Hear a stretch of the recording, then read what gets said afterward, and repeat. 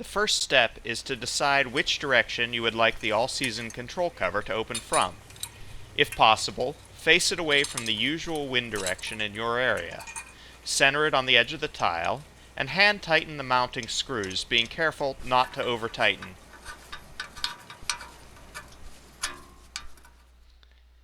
Lower one end of the cable down into the chimney. Fireplaces with a bend in the flue can be handled with a tennis ball with a string attached to it.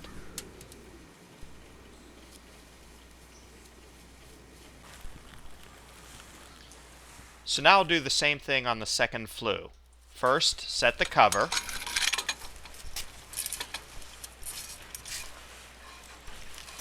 Tighten the screws.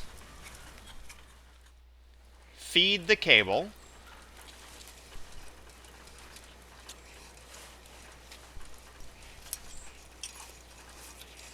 You can adjust the fit a bit to minimize the gap.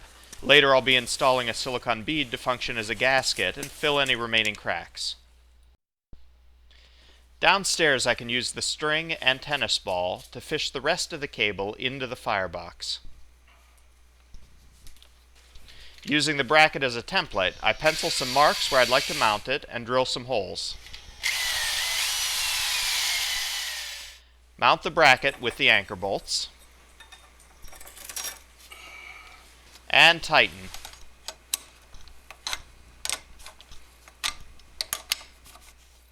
Once in place, thread the chain through the key slot in the locking bracket.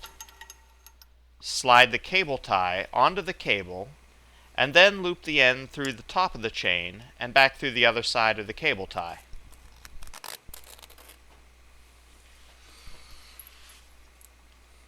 Once you've completed this, remove any slack and clamp the cable tie closed. So now all the mechanical pieces are in place and everything seems to be working perfectly.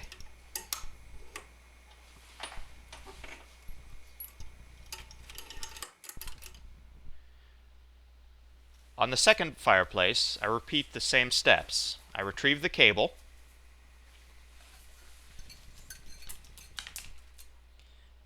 mark the desired bracket location, drill the anchor holes, install the bracket, tighten the bolts,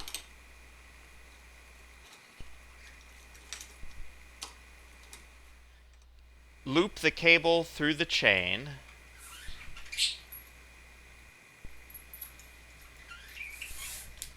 remove any slack, secure the cable tie,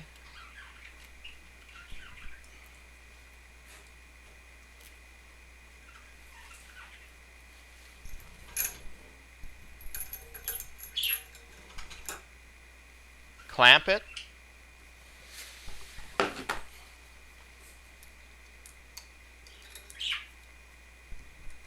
and cut the excess cable. Now that I have the all-season control covers installed and working perfectly, I'll return to the top of my chimney and apply the silicone bead to the cleaned top edge of the flue tiles. It's important to let it dry completely before using the covers.